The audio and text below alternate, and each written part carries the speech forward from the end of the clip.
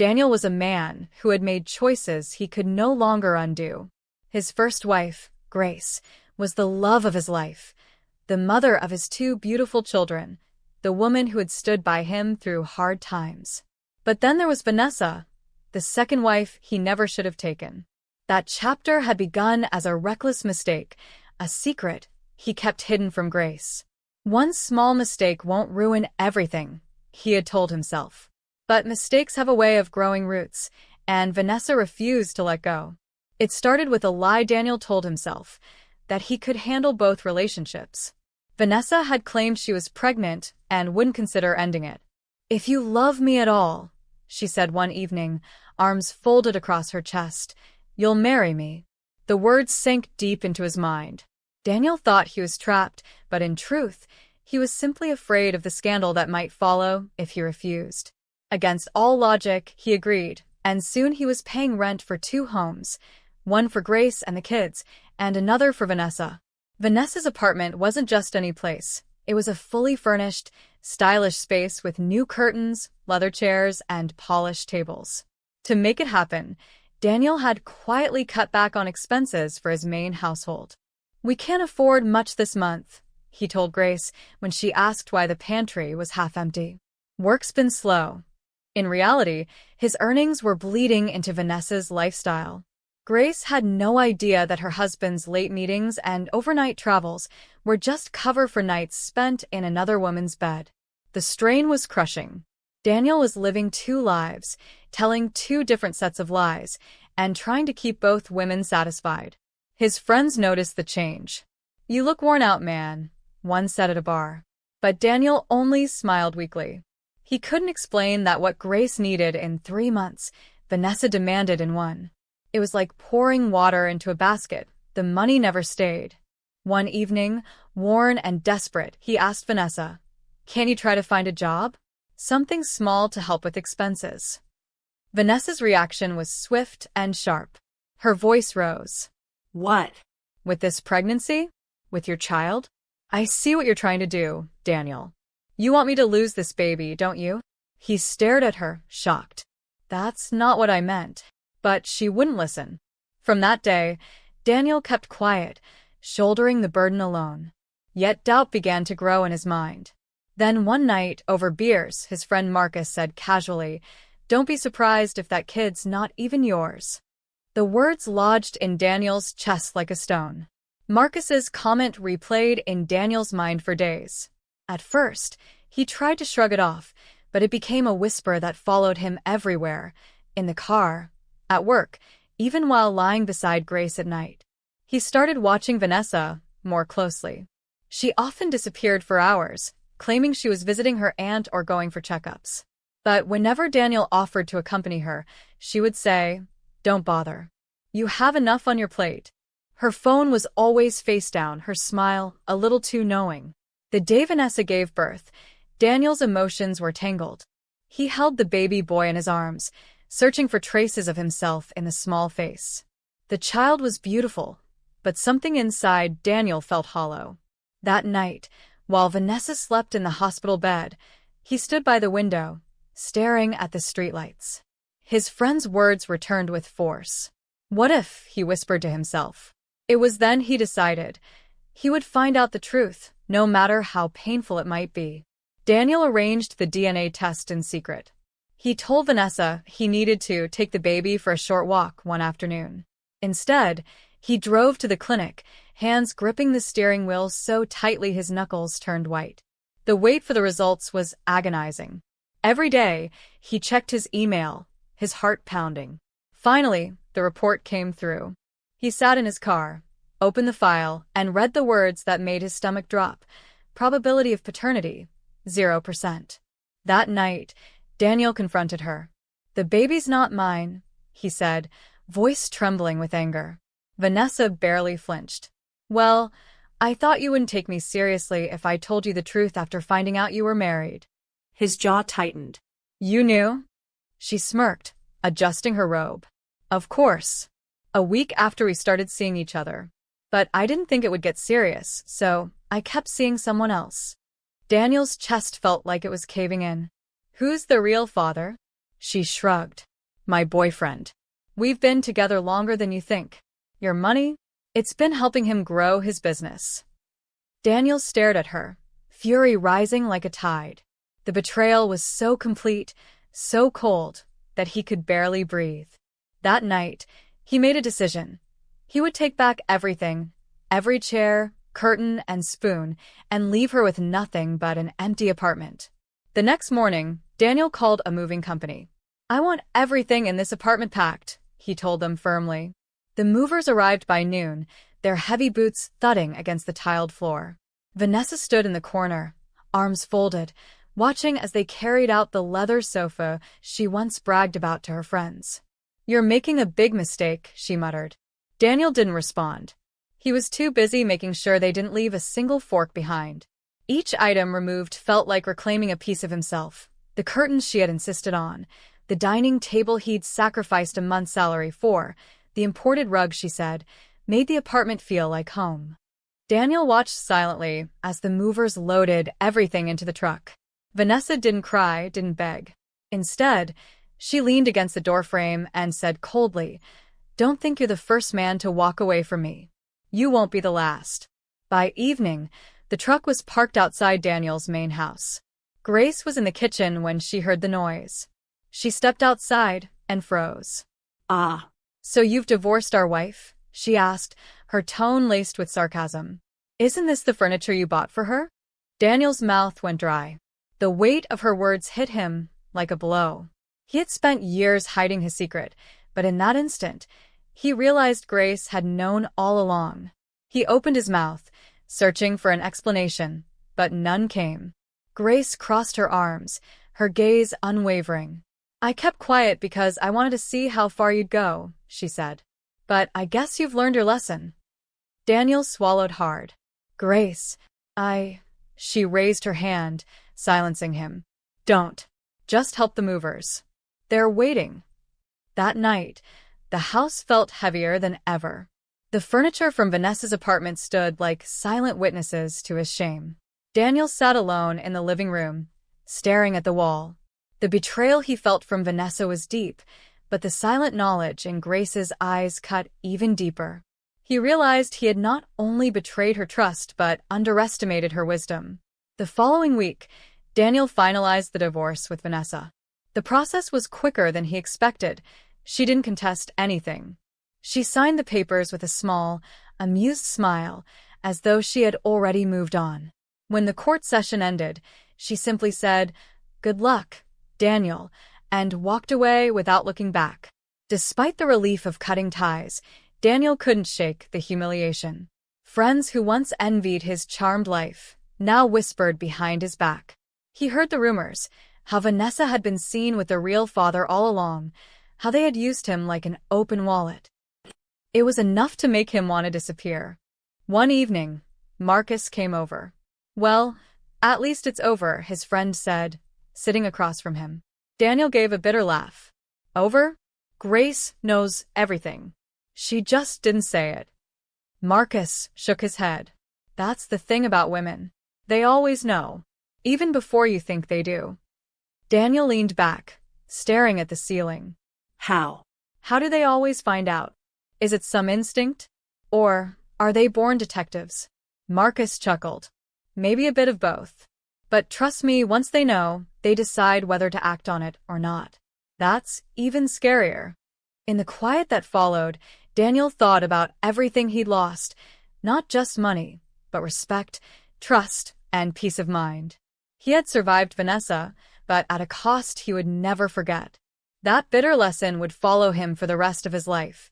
Never cheat, and never underestimate the quiet strength of a woman who already knows the truth. The days that followed were awkward between Daniel and Grace.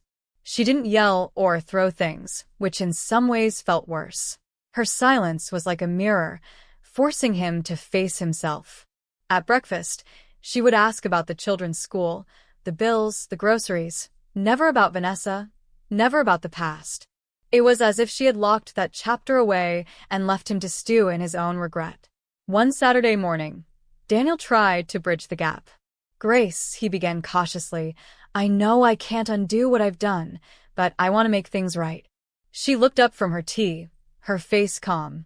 Making things right isn't about words, Daniel. It's about the life you live from now on. Then she picked up her cup and walked out to the veranda, leaving him to sit with her words. Daniel threw himself into work, hoping that providing more would slowly mend the invisible cracks in his marriage. He accepted more contracts, stayed up late balancing accounts, and even cut down on unnecessary spending. But no matter how much he tried, the memory of Vanessa's smirk and Grace's knowing eyes lingered like shadows in his mind. The children noticed the change too. His eldest son, Michael, began asking him to join in on weekend football games again. His daughter, Lila, climbed into his lap during evening TV time. These moments were small, but to Daniel, they felt like the first drops of rain after a long drought. It gave him hope that maybe, just maybe, he could still repair what mattered most.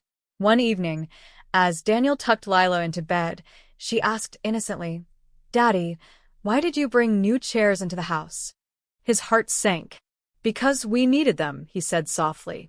She seemed satisfied with the answer, but Daniel knew that even children could sense when something was amiss. At work, he avoided the places where Vanessa might appear. He had heard she moved in with her boyfriend, the real father, and that the man's business was now thriving, thanks in part to Daniel's unwilling generosity. Every time he thought about it, his stomach tightened, but he reminded himself, the worst was over. One night, Grace invited her sister over for dinner. The conversation was light at first, but then her sister, Clara, looked at Daniel and said with a smirk, "So, no more late meetings, huh?" Daniel nearly choked on his food. Grace shot Clara a glance that said, "Enough," and quickly changed the subject. But Daniel's ears burned for the rest of the evening. The embarrassment didn't end there. A few weeks later, an old acquaintance approached him at the market. Daniel, you're free now, The man laughed, patting him on the back. "That woman almost finished you." Daniel forced a tight smile and moved on quickly, pretending he hadn't heard. At home, he sat on the veranda one night, watching the stars. Grace joined him quietly, her hands wrapped around a mug of tea. For a long time, they said nothing. Finally, she spoke. "You know, Daniel, trust is like a plate. Once it breaks, even if you glue it together, the cracks will always show." He nodded slowly, the truth of her words sinking deep. From that night, Daniel made a silent vow, not just to remain faithful, but to never again put himself in a position where secrets could grow. He understood now that survival wasn't enough. He needed redemption. And redemption would take more than apologies. It would take years of consistent truth lived out one day at a time. Weeks turned into months, and slowly the atmosphere in the house began to shift. Grace still kept her guard up, but there were moments when her laughter would slip through unexpectedly, during a funny TV scene, or when Lila danced around the living room in her pajamas. Daniel noticed these small changes and held on to them like lifelines. One Saturday, Grace suggested they take the children to the beach. It had been years since they'd gone as a family. The sea breeze was cool, and the children ran along the shore collecting shells. Daniel found himself watching Grace as she adjusted her hat against the wind, her eyes focused on the kids. In that moment, he felt the sting of what he had almost lost. Later that evening, as they packed up to leave, Grace turned to him. "The children are happy today," she said softly. Daniel nodded. "I want to make sure they always are," he replied. She didn't respond, but there was a faint, almost imperceptible smile on her face. Tea work. Daniel kept his head down and avoided gossip. He had no interest in knowing what Vanessa was doing now. The few times her name came up in conversation, he would excuse himself. He understood that any curiosity about her was a door he could never afford to open again. One afternoon, while reviewing some financial reports, Marcus stopped by his office. "You seem different," his friend observed. Daniel leaned back in his chair. "Different is good," he said simply. Marcus chuckled. "Well, I'm glad you learned something. Most men don't, until it's too late." At home, Daniel took more responsibility in daily life. He started helping Michael with homework and taught Lila how to ride her bike. These little acts weren't just about being a father. They were about proving, to himself and to Grace, that he could still be the man she once trusted. One evening, as he washed the dishes, Grace stood in the doorway watching him. "You never used to do this," she said. He glanced over his shoulder. "Maybe I should have started a long time ago." Her expression softened, but she didn't say anything else. That night, Daniel lay in bed, unable to sleep. He thought about the many lies he had told, the fake meetings, the sudden trips, the late returns. Every one of them had been a thread unraveling his marriage. He knew it would take years to weave trust back into the fabric of their relationship. Sunday morning, Grace joined him for coffee on the veranda. "Daniel," she said after a pause, "I'm not saying I've forgiven you completely, but I can see you're trying." He met her gaze, a quiet gratitude in his eyes. "I'll keep trying," he promised. Her voice was steady as she replied, "Good. Because trust isn't rebuilt with one grand gesture. It's rebuilt with 1,000 small ones." Daniel nodded, understanding more than ever that the road ahead wasn't about quick fixes. It was about living in a way that left no room for suspicion. Ever again. The following week, Daniel decided to surprise the family with a small weekend getaway to a quiet resort just outside the city. He booked a modest 2-bedroom villa overlooking a lake. "It's not fancy," he told Grace, "but I thought it might be nice to get away from everything for a bit." She raised an eyebrow but agreed. When they arrived, the children ran straight to the water's edge, their laughter echoing across the still surface. Grace stood beside Daniel, her arms crossed loosely. "They're happy," she said again, just like she had at the beach. "That's all that matters," Daniel replied. She didn't answer, but her shoulders relaxed, and he took that as a quiet victory. Over dinner that evening, Michael shared stories from school, and Lila recited a poem she had learned. Grace listened, smiling, and even joined in the conversation with Daniel. It felt almost normal, as if the shadow of the past had loosened its grip, if only for a moment. Later, when the children were asleep, Daniel and Grace sat outside on the villa's small balcony. The air was cool, and the moonlight reflected off the lake. "Do you ever wonder how different things could have been?" she asked suddenly. He hesitated. "Every day," he admitted. "And I regret it every day, too." Grace nodded slowly. "Regret is useless if it doesn't change you," she said. Daniel met her eyes. "It has changed me, Grace. I don't want to be that man ever again." She studied his face for a moment before turning her gaze back to the water. Back in the city, Daniel kept building on the small changes. He came home early whenever he could, cooked dinner on Fridays, and made it a habit to call Grace during the day just to check in. At first, she responded curtly, but over time, her voice softened on the other end of the line. One evening, Michael came into the living room holding an old photo album. "Dad, can we look through these together?" he asked. Daniel smiled, and they spent an hour flipping through pictures, birthdays, holidays, family trips.